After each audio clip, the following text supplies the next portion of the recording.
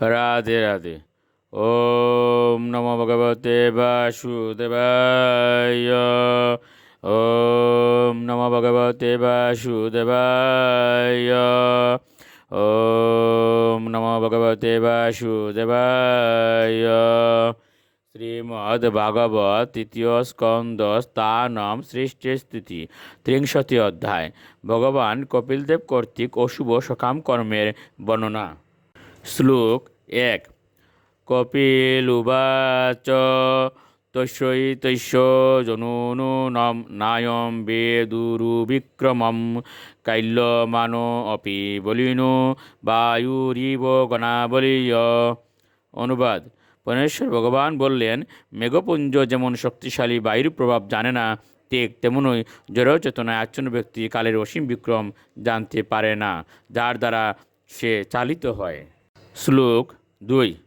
ইয়ম ইয়ম অর্থম উপাদত্তে দুঃখেন সুখ এতবে তম তম দুনতি ভগবান পুমান সুচতি যৎকৃতে। অনুবাদ। তথাকথিত সুখের জন্য জড়বাদীরা অত্যন্ত কষ্ট স্বীকার করে যেসব প্রয়োজনীয় বস্তু উপার্জন করে কালরূপে পরমেশ্বর ভগবান তা সবই বিনাশ করেন এবং সেই জন্য বদ্ধজীবীরা সুখ করে। শ্লোক 3।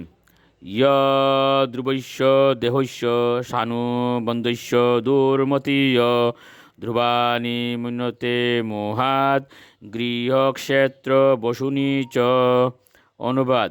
পথভ্রষ্ট জড়বাদী ব্যক্তি জানে না যে তার দেহটি অনিত্য এবং তার দেহের সঙ্গে সম্পর্কিত গৃহ, ক্ষেত্র এবং সম্পদ সেই সব অনিত্য। অজ্ঞানতাবশত সে সব কিছুকে নিত্য বলে মনে করে। শ্লোক 4।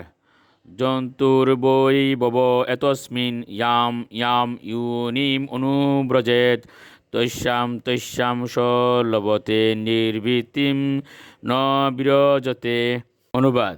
জীব এই সংসারে যে যেই যোনিতে জন্মগ্রহণ করে সেই যোনিতেই সে বিশেষ সন্তোষ লাভ করে এবং সেই অবস্থায় সে কখনো বিরক্ত হয় না। শ্লোক 5। নরকস্তু অপি দেহম বৈ ন পুমাম ত্যক্তুম ইচ্ছতি নরকাম নির্বৃতৌচ্ছ্রিতাম দেব মায়া বিমোহিতঃ। অনুবাদ। যে বিশেষ যোনিতে বদ্ধ জীব রয়েছে তাতেই সে সন্তুষ্ট থাকে।